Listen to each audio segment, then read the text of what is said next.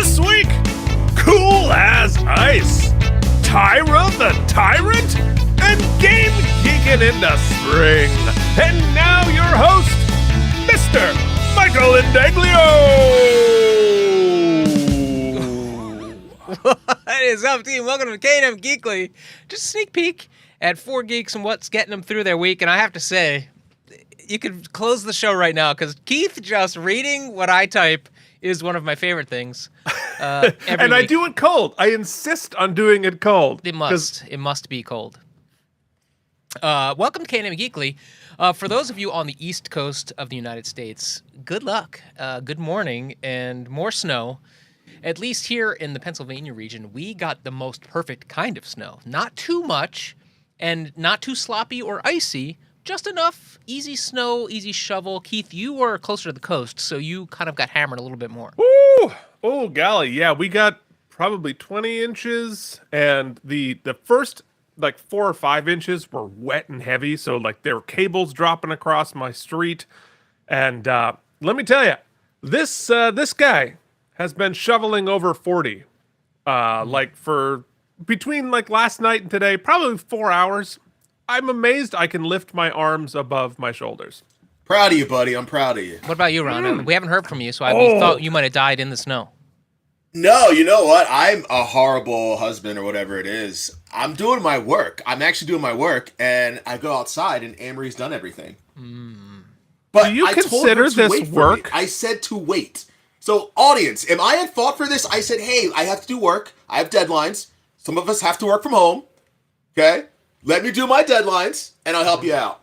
And I come outside, she's shoving the neighbor's stuff. And I'm like, oh my God, what are you doing? Ronnie, if it makes you feel better, I got to tell this quick story about moving into this house.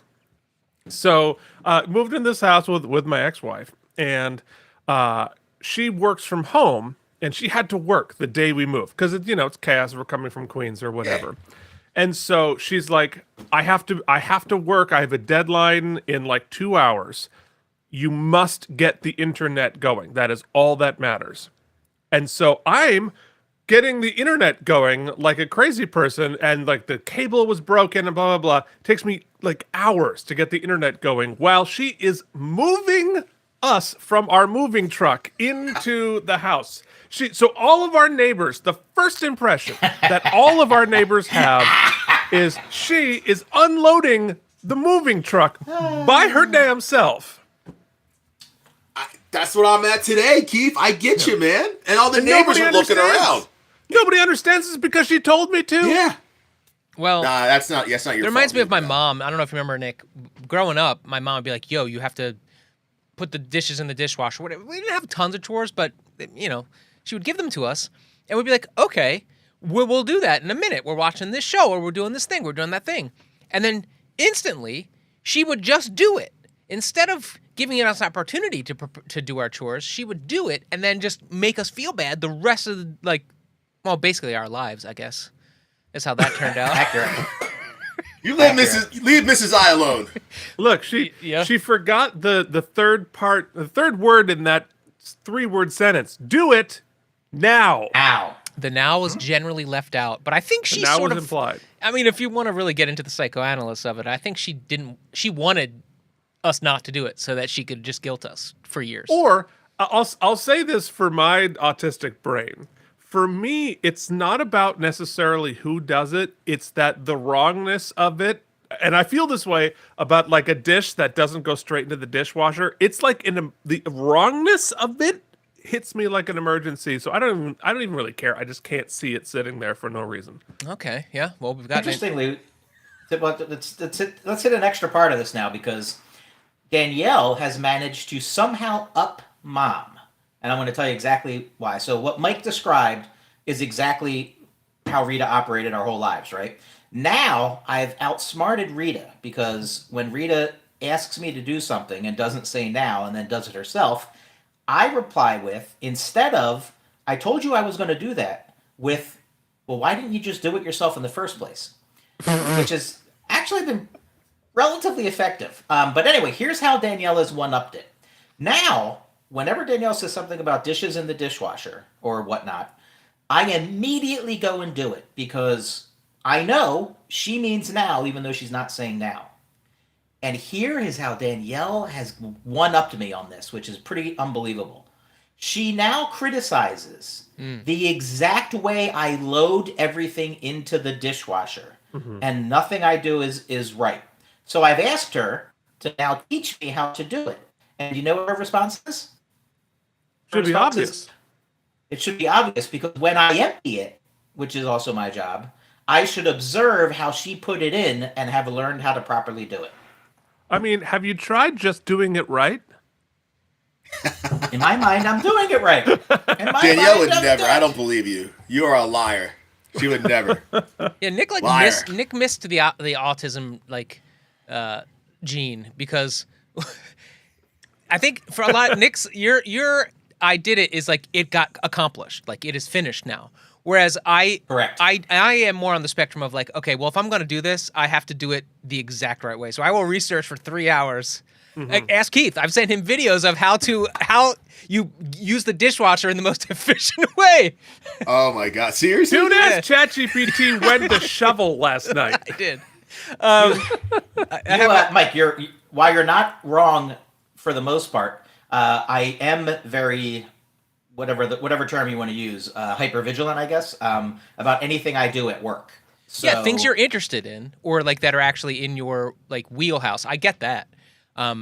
That's sort of how I operate too. I have to often trick my brain into thinking I'm interested into something so that I can do the research. Because once I start doing the research, now I'm in. I'm taking the class. So I'm like, I'll do the final. Okay. Yes. So I guess the new segment of Opening Geekly is this is complaining about our wives / ex-wives. And here's why we're strange. I wanted to start the show with, I guess 2 weeks ago when we met last, we were briefly talking about the Olympics, and we've been having some chats. Ronnie, you mentioned you're not an Olympics guy. Not winter. Not winter. Okay, fair. No.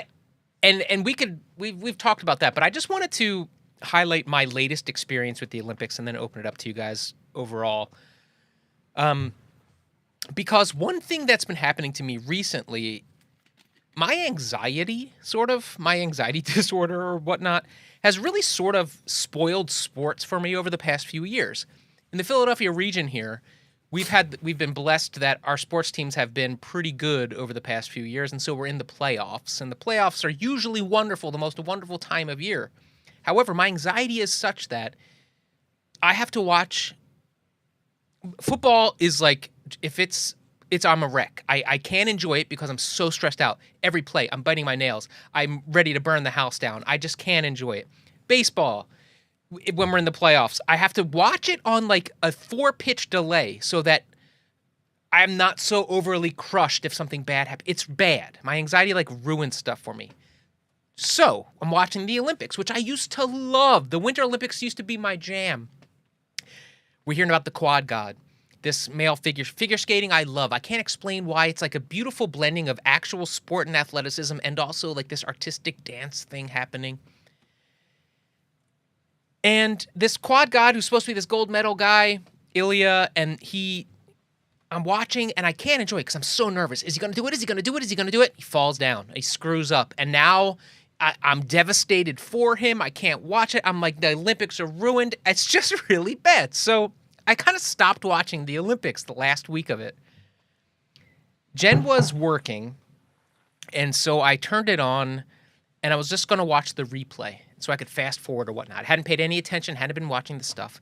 And here is the women's gold medal skate, the free skate. I haven't watched because I heard that one of our main girls, Amber Glenn, she also got screwed up somehow in the short program and was out of the running. So we had nobody in the runnings, except for this girl, Alysa Liu. Her story's kind of cool. She was 13 years old when she won the world championships. 13 years old, okay? 13! Then Crazy. All of the pressure, right, like she got put on her, she decided at 16, I don't want to do this anymore. I don't want to do this anymore. So she took 2 years off of ice skating. She went and like was a kid for a couple of years and then decided secretly on her own that she was going to get back into it. And she didn't give a damn anymore about like winning. She just wanted to like express her art. All of a sudden at 18 or whatnot, at 18, she wins the world championships again. And so they're like, hey, you're going to qualify for the Olympic team. She comes to the Olympics. She doesn't give a damn, guys. So she comes out for her free skate, and I had not known her story. I knew nothing about it. And this girl, she danced to Donna Summer in this gold, like, 70s MacArthur Park, and had an absolute blast. And I had every feeling I ever had watching it as a kid. Like, everything she did was exciting, but she had no pressure. You could see on her face, no pressure. She's going around. Did you see that? That's exactly what she looked like. Yes. I mean, have you considered going into the Olympics? Oh, I have. With my socks on the kitchen floor. Mm-hmm. Anyway. Sure. And she wins the gold. That weird commercial. She wins the gold, and she just is psyched, and she doesn't care, and she goes up to the other athletes who are like crying it, and she's hugging them, and she's just everything you want for a human being to like be able to perform under that pressure and dismiss the pressure and just not follow any of the, I don't even know how to explain it better, but it was pure joy. And on top of that, the guy, our Olympic guy, Ilya, who had fallen and had gotten just destroyed in the press and on Twitter and on social media, telling him he's such a piece of shit because he fell down and blah, blah, blah. You know what he did? He didn't crawl in a hole. He went in the stands and he cheered on his teammates and was celebrating when she won. It was frigging awesome. And That's cool. And then they flip over to the women's hockey gold medal game, U.S. versus Canada. And I have to tell you, women's hockey, and I don't mean this as a pejorative, I was really enjoying in the Olympics because it's slower and it's easier to follow for me. Men's hockey is very hard for me to follow. It's so fast and so much is happening and the offsides and the this and that. It's tough for me to follow. So you could see on the slower pace, you could see the cool moves. Anyway, USA is losing, but they come back. They pull the goalie, which almost you never see work. They pull the goalie and the extra offensive person scores. We go to overtime. It's 3-on-3 sudden death. And there's this cool move for the winner and they celebrating. And I got my entire experience of Olympic joy in one night, NBC gold medal like review. And I have to say, it was so cool to see that. If you guys had any experiences with the Olympics in this last week that you found amazing like that. Mike, let me just real quick, because you left out a pretty big part of the Alysa Liu story that I think is really worth mentioning because we're four middle-aged guys up here talking. I don't know how much I don't know how much of the audience is women, but one of the things figure skaters deal with around the age of 14 is they grow. Yeah. So when they are professionally developing their skills before that, that's when they're doing like the 4 turns, they get the speed, all the things they can do, and then all of a sudden their bodies change and they have to really refine the technique and everything like that. So on top of her decision to walk away, she also had to deal with those pieces as well. And she had to convince, over a bottle of wine, her trainer, brand new choreographer, to even be willing to work with her. They were like, this is impossible. You can't make this comeback. It's not even doable. So in terms of my new terminology for when someone is able to overcome stress or be able to get their fight, flight, or freeze response down to 0 is they Alysa Liu'd. Because she literally did everything that our quad god could not, and he's going to learn those things over time. Hopefully, I hope he does. To find that joy again in doing what he's doing. I'm going to go to a different piece, though. Here's what I loved about the Olympics. All the things you mentioned, absolutely true. But now, I have found joy in these absolutely ridiculous events they've created that literally is the equivalent of the 4 of us sitting around saying, wouldn't this be a cool event? What if we took one guy, one girl, and another guy, and they each go skiing in a half pipe and do a whole bunch of tricks, and each of their highest scores get lumped together, and they win this team thing. They started doing that in all of these different winter extreme sport events, and I found that I'm here for it. I'm like, there's no stress or pressure. This is just fun, weird shit they're doing. That really I found myself watching all these bizarre events that were like that just because it was cool. or the biathlon, which makes no sense to me. But then you find out in a lot of these Norwegian countries, it is outside of soccer, it's a number one thing they do. Number one. So I think for me about the Olympics, and I watched a good chunk of it, and I enjoy the Olympics. I enjoy the Winter Olympics more than the Summer Olympics. I love all the new sports and the cool sort of competition stuff. I think I've always felt this a little bit, but this one, like, red alarm feeling this way, realizing that rooting for the Americans, you're always sort of rooting for Cobra Kai. You're always rooting for Ben Stiller's team in dodgeball, right? We have always been the ones with unlimited money, unlimited resources. We have more possible, competitors, and so we always have a deeply unfair advantage in all the things that we do, economically and support, and that has always been true. And so it's really unfair, like, we totally crushed Bangladesh. It's like, okay, right. This time, obviously, we're not just overpowered and overfunded compared to everybody else. We are the bad guys in the world. And so I feel a great deal of ambivalence rooting for the Americans in any of these things. And I think you bringing up the men's hockey team and the ugliness of all of that, and Kash Patel celebrating in the locker room. But it really is, I just, unless the individual had spoken out against some of what America is doing to the world and to itself, I just couldn't root for the US. And so it's just, I want to be on board. I want to love it. I'm just really ambivalent about rooting for the Americans this year. Yeah, I find that interesting. I don't disagree with anything you're saying. I would say I was traveling last week, and I was at two international airports, and every bar, every lounge was playing the Olympics. Every human being was watching it. There were kids with little books and schedules that were in the shuttle to the airport with me. They were like, "Oh, tomorrow we got to watch the ski long jump is at 4:00. We got to watch that." And there isn't a lot of political discourse taking place in those conversations. Now, I'm not naive. But look, I love the Olympics. I love the idea of the Olympics. I think the Olympics are important for the world. Just that, when we were kids, we couldn't root for the USSR.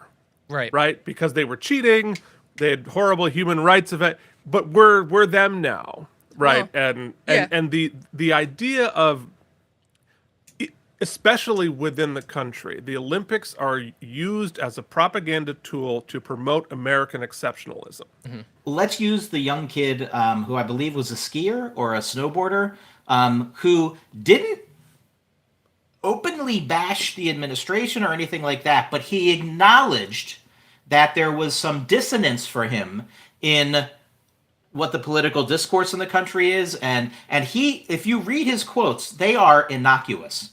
And he has the most powerful person in the most powerful position in the world decimate him on social media, and then the entire world, that part of the world closes in on him too. So this poor kid representing our country, right, literally, and that's exactly the sort of toxic. Regardless of all of this, Wait, time out. Alysa Liu was badass, and nobody's taking that away from me. All right? Agreed. No, and I was excited for her and rooting for her and enjoyed her performance. Keith, this is how bad I feel. You say Alysa Liu, I'm like, who's that? You better go watch it. You better YouTube it right after this. No. So I did watch the men's hockey. I really enjoyed that. I loved watching Canada.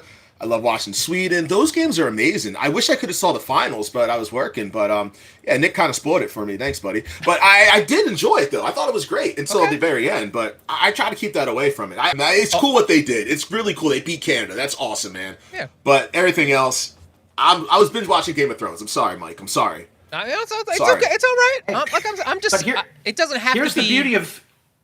Here's the beauty of 28, real quick, Keith, because everything you're saying is true, but it's going to be overwhelmed by something that's even bigger. And that is the half-hour texting conversation Mike and I had over how we can get the drones on the track athletes without it interfering with the events and Well, trying to they somehow. have 2 years to come up with quieter drones, quieter, smaller drones. Well, the thing is, I don't think they need the drones in those events because, like with swimming and track, they can have the cameras on the wire like they do for the NFL and just zip them along. Right. They don't need the drones like on the snow. Okay, Yeah, but I want it on the back of an athlete, and I want to hear it. That's fair. I mean, let's Put it in the village. They ran out of condoms again. I'm like day 2, they ran out of condoms. Like, what is going on in that village? Well, that should be a show. No, I mean, that would be the show I'd like to listen. let's There's watch only those one Olympics. thing that You want to see countries collaborating in ways they never have. only one thing predates racism and nationalism at the Olympics, and that's promiscuity in the Olympic Village. Exactly. Well, thanks, Keith. You really had to make it political again. That's all you always do. No, I'm just kidding. It's your fault I know. for bringing it up. That's all right. You invited me on to You're this right. show. You guys, people are wondering what I'm talking about because that segment was only a minute and a half when it played on YouTube. Man, there's a lot of hard cuts. Oh my god, it's so funny. All right, so It's so weird Keith was there and didn't say a word. We're going to go around the horn with some stuff we've been watching, but before we do, there's something I want to talk about. There's some video games that are coming up in the spring. I want to quickly, because there's one game Ron's been playing. I wanted to play with him, but I was away, and so I gave him permission to play with his daughter. That's how giving I am. Thanks, Oh buddy. wow, what a guy. So, Ron, I want to talk about ReAnimal. It is a 2-player co-op game. You're playing couch co-op. It's a spooky spook. I want to hear all about it. Let's do this thing. Okay, man. So it's amazing, dude. It's really fun. It's amazing. It's scary, man. It's really scary. But like, I'm an old man now. You're playing it on Nintendo Switch? Yeah, I played on. No, I got on PS5. I got on PlayStation. Played on So PlayStation. before you even start, let me just give the rundown. It's developed by Taser Studios, published by THQ Nordic. The producers on the game are Philip Eldheim and Andreas Johansson, and the designers, the lead programmers are Tristan Lewitt and Matthias Lindblad. All right. Well, it's cool because like they actually created Little Nightmares, but I guess that they don't own Little Nightmares. What's the company that owns Little Nightmares? THQ Nordic or Yeah. THQ? Yeah, so these guys went off on their own and created this game, and so it's awesome. This is all them. I think it's fun. I like it. However, I'm coming from playing Split Fiction, and what's the one? It Takes Two. It Takes Is that Two. the one? Yeah. So it's not like that at all.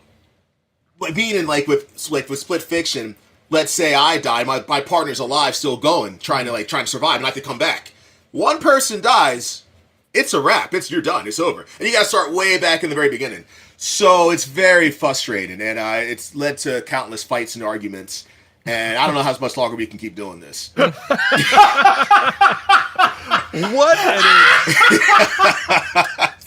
Yeah, it's not good, man. It's not good. I mean, Game it's that's really supposed to cool. teach you cooperation.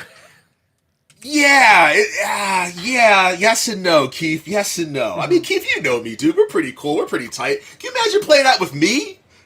With me? I mean, buddy, Who's better I at the feel like game? you That's and the I question. could cooperate just fine. Mike, I you know me believe how in long? us. Are you going to ask that question seriously? Yeah, It's all Ari nowadays, dude. Yeah, right. I'm so bad at this stuff now, man. But I'll say this too, though. Like, I can't see. It's so damn dark. And she doesn't want to raise the brightness. She's like, "Go take away from the game." Okay, I so can't here's the anything. solution. So You you're can't go like in the forest. You're cross-generation. on an island. You're in a forest. You're running from these creatures. I can't see a goddamn thing, man. So I'm getting killed. Then I'm getting yelled at for getting killed because I didn't see it. But I'm like, let's turn the brightness up. So you just can't go cross generation. Yeah. So like we He's could right. play fine because it'd be like, what is happening here? Why are so many buttons? Is it scary? know- Is it scary? No, it is scary. I've jumped a couple times. It's very scary. It's very creepy. It's fun, dude. It's a fun game. But the only thing is that you gotta have a lot of patience. Like if you thought you had to have patience for Split Fiction, nah, this is way more. And the puzzles are we don't cheat. We don't go on Google and look it up. We really try to figure it out. We've been stuck on this one thing for probably like an hour now. We're both getting frustrated. And there's no way. I don't know. We can't get in this building, and we're going around. We're doing all this stuff. We're climbing different things. It's an awesome game. I would try it out. It's only $40 too. And you only have Unless to she's buy mad it at me. once, right? So my understanding is you can buy it, and then you get a code so you can play with a friend for free.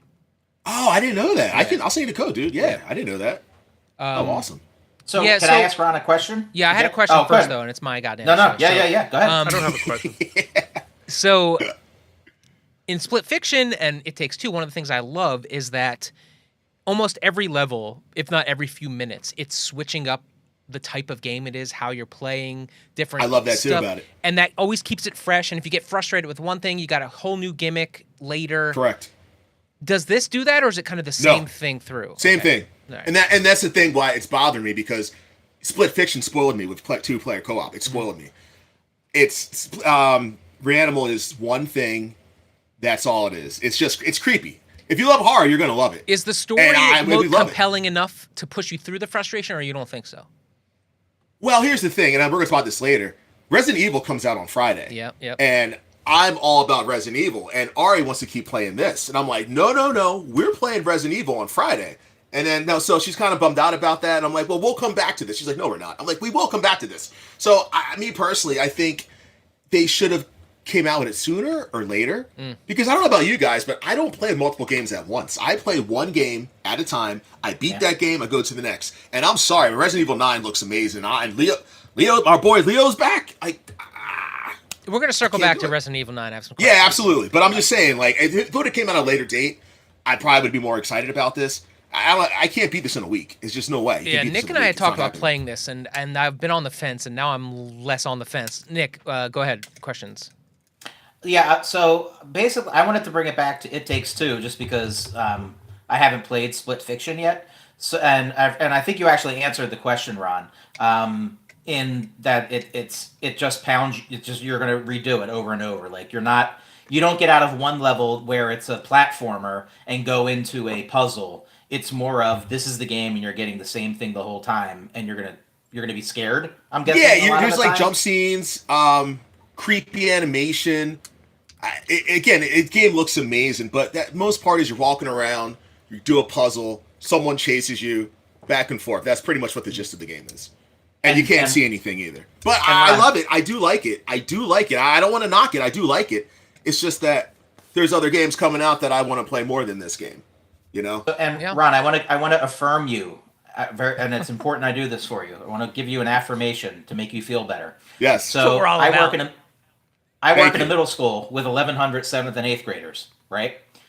It is a true fact. Not only can they hear things we can't hear, sound waves and frequencies, when I'm in a classroom observing and I want to look at the work a kid's doing on their computer, I physically have to turn the brightness on their screen up so I can see it. And they laugh at me because they like to keep the energy savings on in the dark, because they can see that. We cannot. At our advanced age, it's not you, that's Ari. She doesn't need the brightness, you do. I do. Yeah. So if you guys play together, just brightness up. So I let's really can't see anything. Well, that goes back to when we saw Batman, Ron. Remember, we almost had to walk out of that movie because I just couldn't see it. We watched the Robert Pattinson Batman. I was like, Ron, it's too dark. I can't see it. I literally can't see the movie. So yeah, we'll go this way. The first time around the horn here, I'll talk about this game by Capcom, which we're going to hear about later, because Capcom is rocking things right now. Creators of Resident Evil, amongst other things, have this game coming out in April called Pragmata. It is basically like this robot guy, this like military robot future guy who's got this little girl on his back. And you're shooting, but then also she can sort of hack the monsters. There's like a hacking mini game that you do with one hand that releases their sort of glowy hit 'em beats, and then you can blast those once you do them.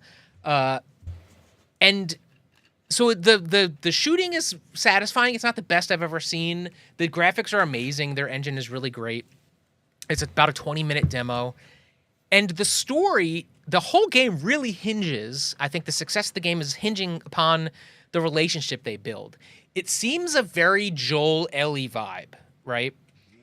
And the demo does not give away like what her deal is. Why are we carrying around this girl with I'm getting blasted at and she's just on my back. She's got some telekinesis stuff happening. I don't quite know what the story is. It's very obscured, obfuscated in the demo. But I gotta tell you, My interest is piqued. This is one I might pick up because it spoke to me enough, and if they can nail the story beats, it could be a home run. The problem for me is, and we're going to come back around to this, I'm going to tease it. The reason I don't play the Resident Evil games is not because they're scary, which they are, and I don't love horror, but it's batshit crazy. The Capcom stuff, I don't know if it's the translation or if it's just like, it just makes no sense. It makes no sense. Well, that also comes out Friday. Tell me why you're psyched about that. So I don't know, man. Like growing up, what's it called? Resident Evil something? Requiem, yeah. Requiem, yeah. Me and my uncle's like a father to me, so we would play that all the time, and we'd turn the lights out and we'd play it, and damn, it's just such a good, fun game. And you're right, the lore is crazy. Like I'll be honest with you, I've been watching these YouTube shows all week trying to catch up on the lore because there's like, they have like 13 games, right, That's guys? a lot, yeah. So it's very confusing, but the guy who we're going to play as, Leon, he's in the original one, and you actually go back to the mansion. So it's like, I don't know, man. It's just going back to the good days, the good memories, and I get to play with Ari now, and that's gonna be cool. Yeah, dude, I'm just pumped. So next week, that's then you got to weekend. give us the review. Oh, absolutely, man, absolutely. Right. I'm ready for that. Good man. tease. So, how do you do 2-player in that game? oh, we just take turns, man. I mean, we just go back and forth. Like how we played The Last of Us. We just go back and forth. Right. The puzzles I can't beat, she beats. I'm good at the fighting. I'm good at the fighting ones. So like, if she can't beat it, I'll do the fighting ones. Like so, Mike, for Last of Us Part 2, the Rat King. That was my proudest moment. Like she couldn't beat the Rat King. I beat the Rat King. I was a god to her because I can't do the puzzles, but I do the fighting stuff. So we're a good team. That's how we do it that way. That's cool, man. Ron can't plug the red switch into the blue switch, but he can beat the Rat King. It's more than that, dude. It's way more than that. So let's continue around the horn. Keith, is there anything you've been playing or watching or whatnot? All right, so I'm gonna say, and we usually would talk about this on one of the Trek shows, but I'm too anxious to want to mention it because it has been getting review bombed right, left, and center. No. And I have been frequently a critic of some of the new contemporary Trek. So I was a little reluctant to go and dip my toe into Starfleet Academy. Right. And I have now watched the first 5 episodes, and like, I love it. I really enjoy it. I really I struggled with Discovery. We do a review on Strange New Worlds. We've talked about that ad nauseum. Lower Decks isn't really like a Star Trek. It's a comedy, whatever. This, while I understand that some people are not going to be up for this sort of like teen school version of it, I think it's really successful. I think it's really fun. It has a sense of humor, but I think it's tonally consistent. It looks great. What I like about it is that the episodes, like the storytelling, feels like we're telling a story. It's not just a bunch of random things happening and vibes and genres. I don't know. I'm satisfied. I'm hooked into it. All the people calling it woke, whatever, you don't understand Star Trek. I'm on board for it, and thus far, I really love it. There's obviously a very pivotal Deep Space Nine follow-up, which made me cry. Like, wait, how much when can I watch this? I think you're good to go. Anyway, at least watch the first episode, see what you think. I'm on board. Wow. I love it. I don't like all of the hate for it. I think is unfounded, both from a Star Trek point of view, from the Star Trek canon. Like, no, it is not. It is not canonically inconsistent. Things change. So I'm patrons, I'm on board. Get ready, because Mike watches Starfleet Academy is upcoming. Super pumped about this. I love it. I'm really enjoying it. Hey, Nick, Keith, can I ask you a quick question go about that? for it, Yeah. please. Do you think so? When I'm in a really sad mood, I get on X. I don't know why. Just misery loves company, I guess. That sentence was the most batshit thing I've ever heard. Headache, Wow. Every time I got a headache, I hit myself in the face with a hammer. It really helps. Yeah, it makes you feel so much better too. Let me tell you. But no, dude, I saw that the amount of people freaking out over a gay Klingon is like, why are they freaking out about that? Like, who cares? It is so stupid. Yeah, It who is gives a stupid. shit? Sorry. Of course there are gay Klingons. Why wouldn't why are there be they gay freaking out? Klingons?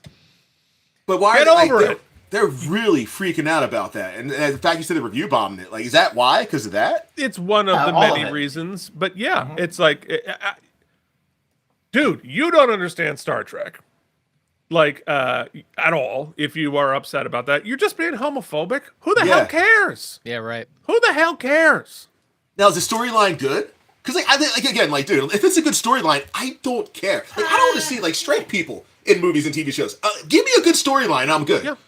It's So not is it a about good the gay storyline, at Klingon. least? No spoilers, but, you know, so I didn't watch it, Mike. I think it is. I mean, I think this character, spoiler alert, I guess, is a Klingon who has a lot of Worf in him. Not in that he is a similar character to Worf, but that he is different than all the other Klingons and trying to figure out what is his relationships with his being Klingon when I'm kind of different from my brothers, I'm different from my family, and how do I, obviously there is a gay allegory there too, but there's lots of other things that can represent. So in the same way that Worf, bit of a weirdo, raised by humans, raised on Earth, went into Starfleet, he's sort of an outlier within the Klingon community, and how does Worf navigate his culture that he came from and the culture he was raised in? It's sort of a very similar story. He just happens to be gay. Who cares? Yeah, exactly. Nick, Hot take. go for it. Okay, so I'm going to go with a book, actually, Nice. believe it or not. And Ooh, look at you, I know, right? And time. Professor. I got to set the table for you because this is like we're going back into the Wayback Machine to a degree here. So one of the things, interestingly, that's come up a lot in my ketamine treatments has been, while disassociating, seeing a lot of my high school cross country and track and field moments, things that I had forgotten about, feelings that I haven't felt in a very, very long time. And these were, for me, pivotal formative years. Like cross country and track, my coach, Mr. Nodecker, that was the first time anyone really stopped me and said, "You are not living up to your potential. You could be so much more than you are, and I'm not going to let you half-ass it. You're going to be the best you can be," which for me was a powerful formative period for me. And still, all the lessons I learned there apply today to most of the things I do. So one of the books that my coach recommended for me, and this was the summer going into, I think maybe I'm going to say 92 or 93. Maybe summer, one of those 2 years. Go junior, going into junior year, I think, where we were doing these hill workouts where we would run up a half-mile hill. And when I say up, I mean up. This is a lot of up. Mike and Ron would know the area. And it was in the summertime, so we're looking at a minimum of 85 degrees, very early in the morning. And we would do these repetitions of this half-mile hill over and over again. And when I say that, I'm talking up to 15, 20 times probably.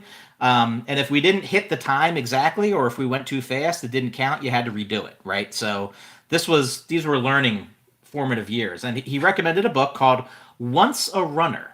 This was a self-published book in the year 1978 by a guy named John L. Parker Jr. And this book is about a guy named Quentin Cassidy, who is a very, very elite collegiate runner in the U.S. He has a big falling out with his college, and there's a lot of geopolitical stuff. We're around the Vietnam time and stuff in this book. And he basically goes into reclusion with his coach and trains off grid for the Olympics. I shouldn't say for the Olympics, for an event that could qualify him for the Olympics. One of the workouts that happens in this book, and this is looked at as a niche book where you really have to be a runner or an endurance athlete to truly appreciate and understand it, which I disagree with. I think anyone can. But one of the workouts that he had to do, his coach made him do 60 times 400 meters at sub 4-minute mile pace. In this, the sun was barely coming up and the sun was going down by the time he finished. And then it goes into great detail about the recovery after this race and, pissing blood and how hard it was on his body. It's just a powerful story that hits moments and really kind of like spoke to me back then. A powerful story of abuse? Pissing blood, yikes. Well, it's very Olympic adjacent because in order to have a shot at that level of performance, you have to be not only elite, you have to be mentally elite and you have to be trained properly. Anyway, this is a story we would talk about over the years, and here we are, the 90s is what, 30, 35 years later or whatever, watching the Olympics, and after the Alysa Liu stuff, I'm like, oh my God, for some reason Once a Runner pops into my head. So what does everyone do when you remember something from your childhood? You Google it, right? Just to see what Wikipedia has to say. Lo and behold, a sequel was written in 2007 as a follow-up to what happens to this guy after the Olympic Games and the story that's told there. That's called Again to Carthage. And if you know anything about Carthage, that's a city in Tunisia. It had a golden age. It rivaled Rome. And then under Hannibal, Rome finally conquered it, and it fell. So I'm anticipating some negative stuff to perhaps happen, but really, really excited to get deep into this book and finish reading it there. I'm a couple chapters in, and what they did was actually something interesting. You get the first couple chapters about Quentin, which you would expect, but then they go to Vietnam and his best friend from the first book, who they don't really talk about tremendously, but he's an important character to the main character.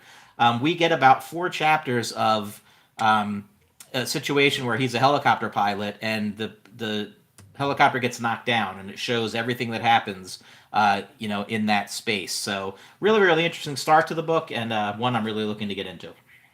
All right, so there you have it. Pissing Blood, a true story of grit and determination. That's by who again? John L. Parker Jr. John L. Parker Jr. Taking high school kids and abusing them.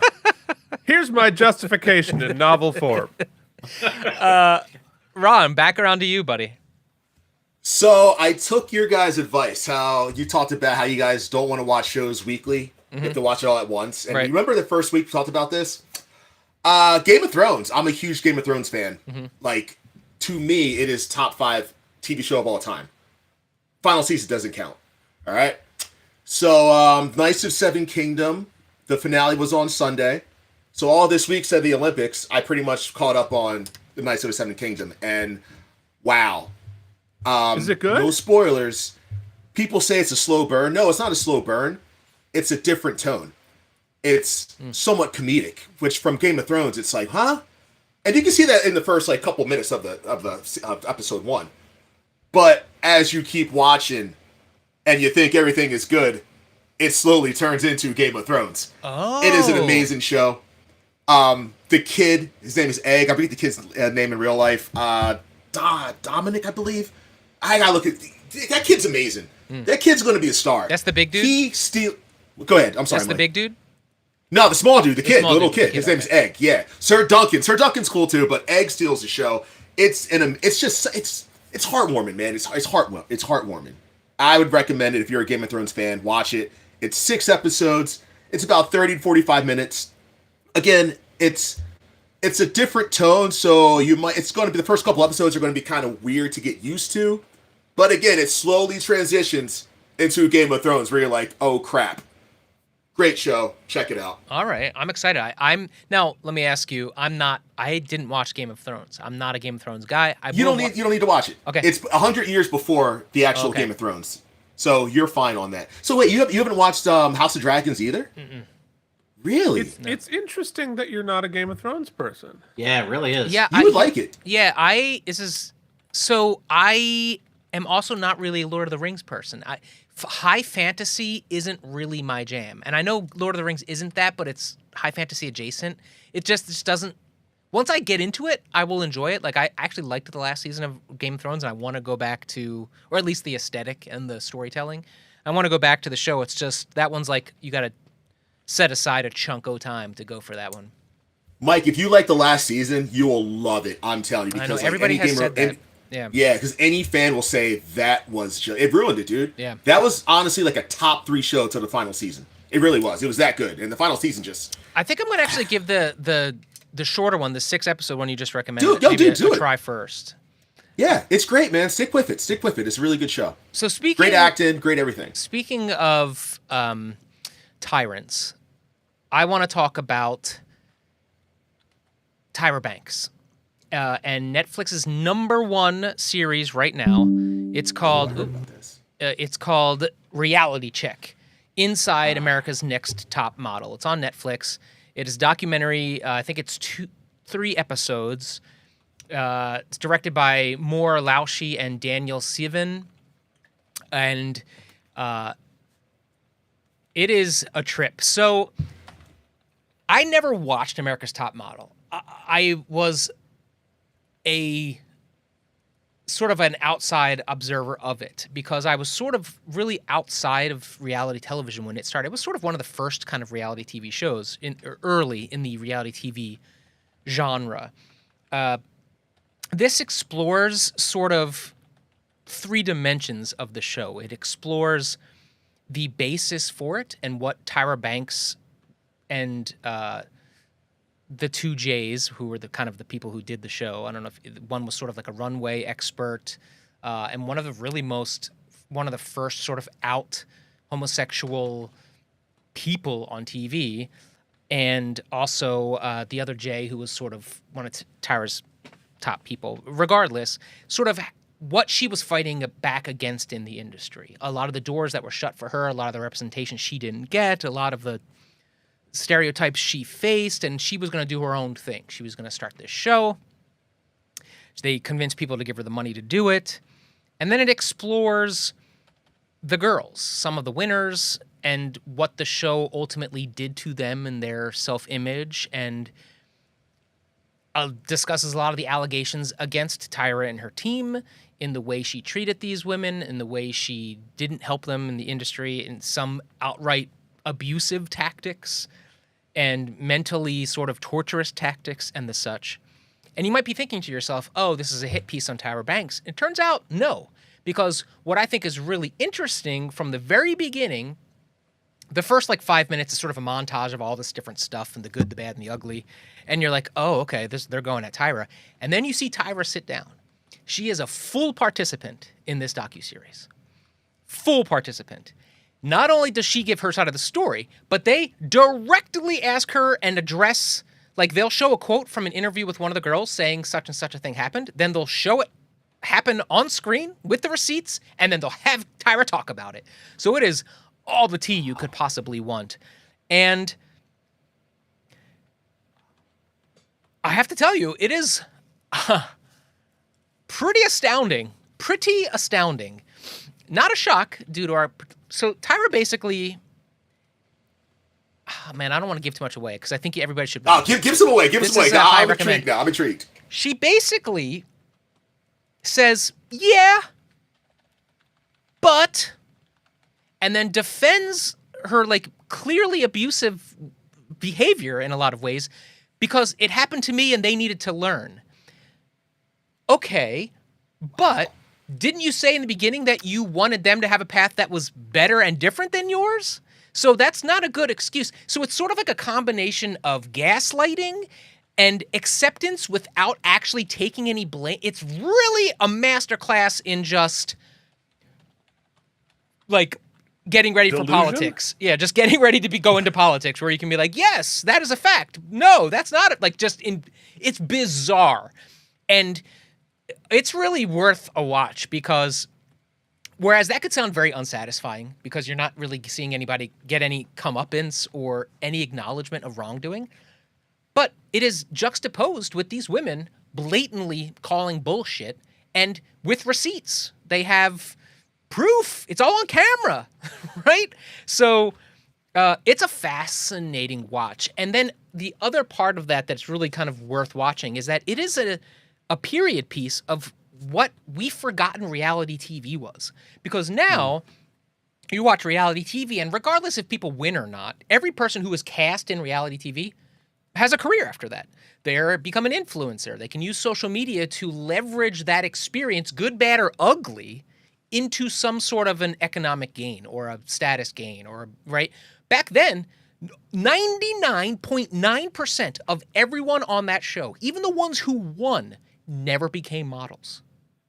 I believe 1 or 2, and they did like 19 seasons. So you figure 19 seasons, at least 15 girls in each season. None of them became models because the industry was like, there was a stigma, or there was this or that. And then there's a few of them that say had opportunities, and Tyra shut them down. Like, it's crazy. Wow, she shut it down. So it's a time. And never how do liked we her. watch this again? It's on Netflix. It's called Inside. It's a quick watch. It's a fascinating watch. It's fairly well shot. It's not, it's not earth shattering. But anyway, it is like a high recommend, and this is one of the ones on Netflix where I think it's worth a watch, whether you were a top model person or not. I think it just came out, Keith, like maybe Thursday Last or Friday. week, yeah, it the just 16th. came- Oh, Yeah. yeah. Let's go around one more time, and then we'll call it.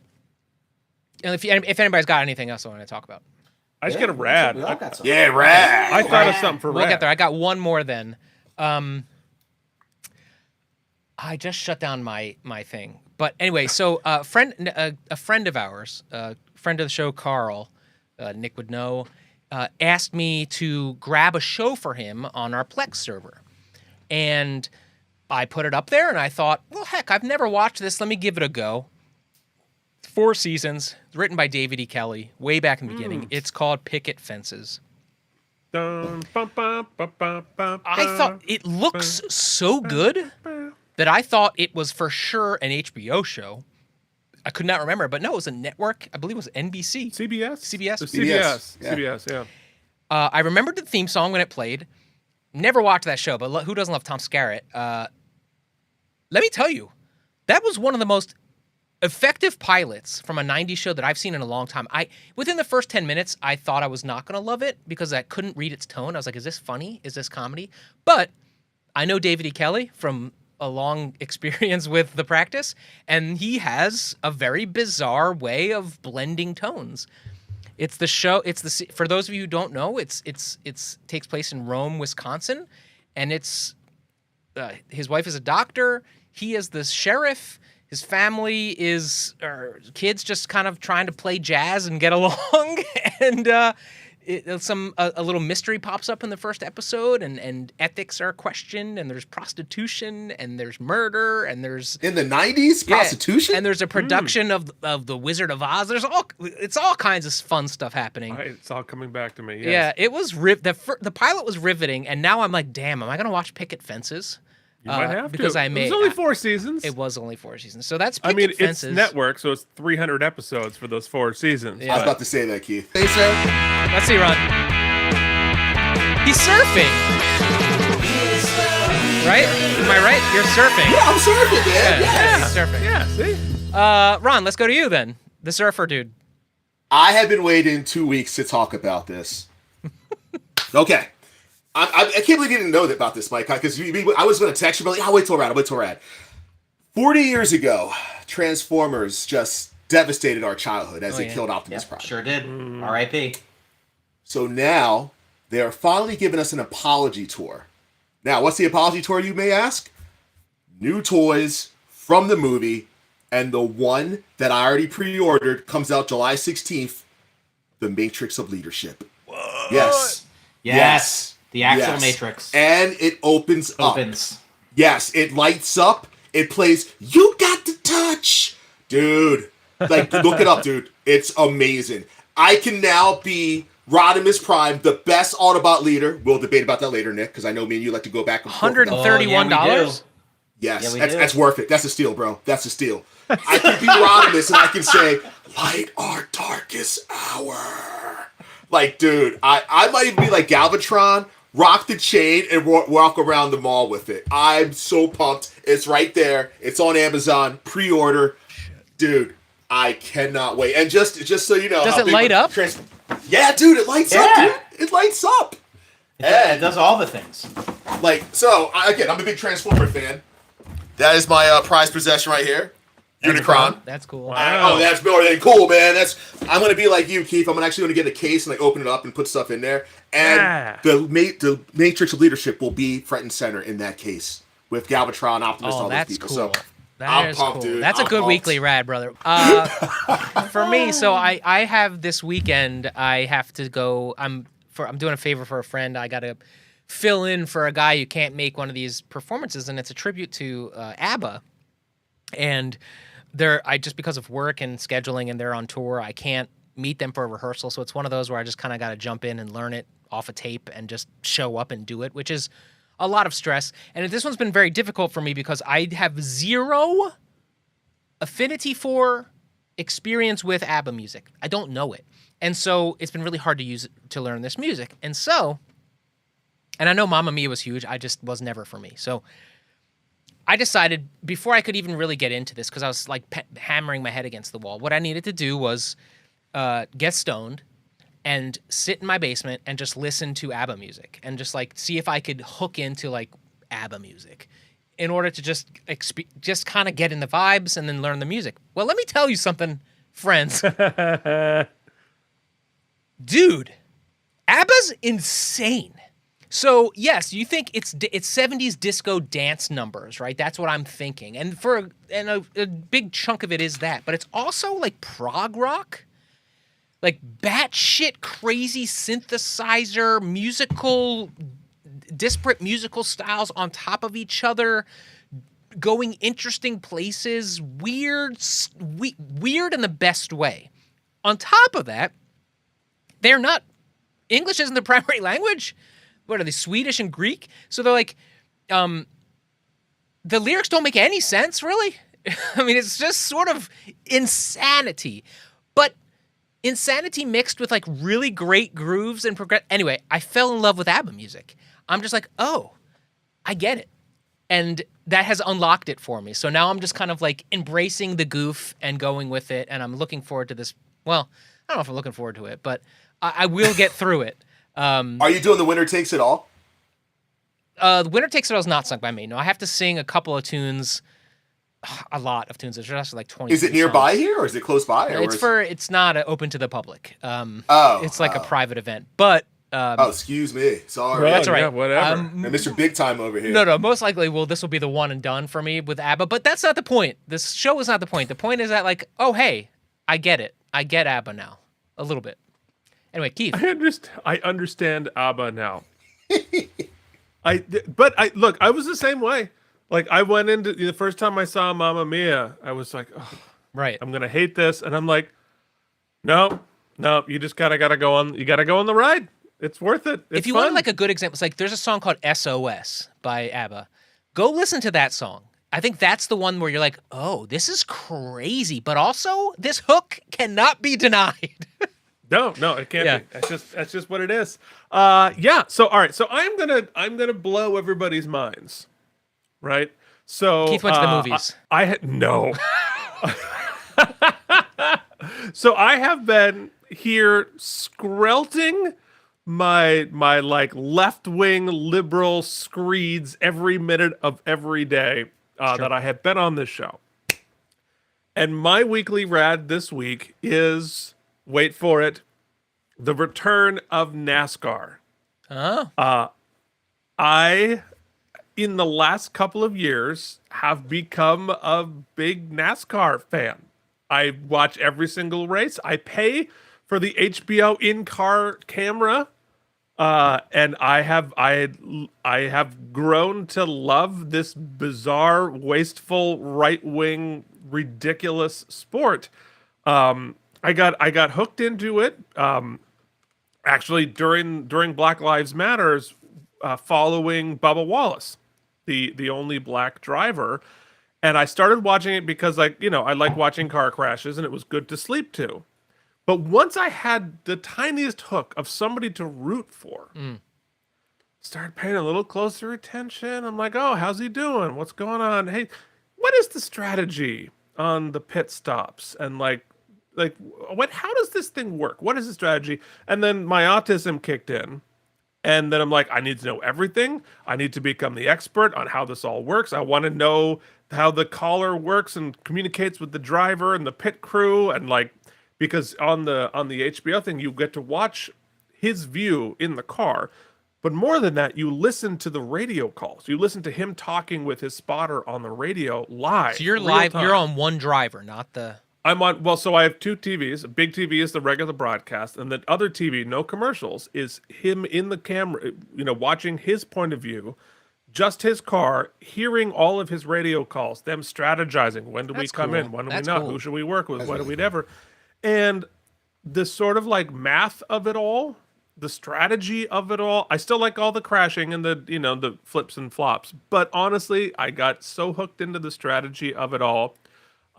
Here I am, the one liberal guy, fired up for NASCAR every Sunday. So the Daytona 500 was last week, and so they did Atlanta this weekend.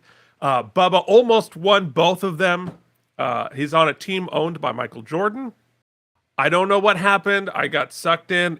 It touched me in the autism, like Michael Jordan searching for ice, and I'm in. I'm watching. I've got an autographed like Bubba car right there on my thing. I'm in. You know what? Please don't go to a live event, because I worry for you if you went to a live Oh, event. I would never. Yeah, I would yeah. be. I would be. I would be Which murdered. is exactly faster- why we're gonna do it.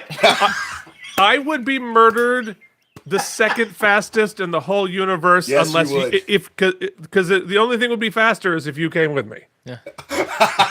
Well, Keith, you're running No, out I there can going, shut go, my mouth. Bubba. I'm good. Yeah, I'll be good. I shut my mouth. Nick, I guess we close it out with you. All right, got a couple quick hits for the Weekly Rad. The first is, we skipped Valentine's Day with the week off there. But, and this is more of a regional one, Mike and Ron, I'm sure you know Preston and Steve, correct? You do some of course. Philadelphia radio listening. And around this time of year, you hear a lot about the I Hate Steven Singer Yes. Rose, the 24-karat gold-dipped rose. Oh, right. Yeah, we'll be showing that on the screen. Yes, so I've been hearing about this since the 90s, probably, and I decided, you know what? I'm going to get one for Danielle and for Mom, because I really want to see one of these things, and ordered it, and it did not disappoint. It was, of course, an insanely ridiculous giant waste of money, but to say that I did it is something I will live forever with. And it actually is a very interestingly constructed item. I guess wherever they make them, they take tons of real roses, pick them all apart, take the best pieces, dip them in the 24-karat gold, connect them, and create the rose. So it's definitely funny. And Danielle knew that I was giving her kind of like a serious but funny at the same time joke. And as soon as she realized it was the Steven Singer Rose, because she is also from this area and watches Preston and Steve, she was totally into it too, just for the nostalgia and novelty of it, which was hilarious. So the I Hate Steven Singer Valentine's Rose, you can see it on the screen there. I would also like to quickly... Wait, Dick, sorry. Where do you put it in your house? Where's it at? She actually currently has it displayed on the mantle by the kitchen. So that is a prime real estate for the rose right now. Wow. Yeah, Rose next time you're over, you'll get to see it. I was going to say, I will see it soon. Which is fun. Two quick hits if you're looking for some murder TV. An episode of 2020 that was on last week. The Au Pair, The Affair, and The Murder. If you want to see a bunch of really stupid people doing something even stupider, that's an episode you don't want to miss. And my favorite of the past couple weeks has been a Dateline Unforgettable called The Perfect Life. And if you don't know the story, when it starts, if you've seen the news clips, it won't be as good. But if you kind of go into it cold, it's a pretty wild ride for a Dateline episode there. Last thing I want to mention, Mike, we talked about a lot of the video games coming out, and you and I had talked about playing ReAnimal, but with some of Ron's information, not sure if that's still a thing. But quietly dropping without even knowing was a House of the Dead 2 remake for the modern day game systems, which you and I literally bought our dad bought us the Dreamcast just to play that one game. So we might have to kind of play through that one again. Yeah, maybe. How do you do the light gun? So that's a no. Well, it's like No those idea. light gun games. They've sort of lost their luster. Although we did play. We went to an arcade not long ago and played. Was the Terminator 2 one? Yes. And we had unlimited. You pay for now. You go to arcades and you just pay for unlimited quarters. You just pay by time, and so you get And to kind those of like drinks. spam those games, and you realize that like they're just. Well, you knew this, but they're just quarter suckers. So when you don't have quarters, it's just very repetitive. I'm curious as to how House of the Dead would play, but we'll see. Yeah, that's right. I think it's out right now. House of the Dead remake. Yeah, came out last week, I think. Oh. Look at that. I have to check that They've out. added- Okay. Yeah. Anyway, Oh, one last thing, Mike. yeah, I'm sorry, dude. one Yeah, last sorry. thing. It's been 2 weeks. No, sorry. No, guys, listen. ReAnimal is not a bad game. Play ReAnimal. It's just that Yeah, $40 though. it can be very frustrating. That's all I'm saying. It's a good game. Please try it. Play it. It's very frustrating if you can't see anything unless you up the brightness. Man, that goes for everything. Nick, I'll throw it your way real quick. HBO, there's another show called Glitter Ball. It's the documentary based on the novel of this crazy murder thing. It's pretty good. Glitter Ball something. HBO. HBO? Yeah. Okay. All right, that brings us the close of this. Man, the NASCAR thing has still got me. It's got me crazy. Right? I blew all. I said I was going to blow your mind, and then I did. So go, Bubba. Until then, don't let anybody yuck your yum. Keep on doing the things you find fun and keep on geeking on.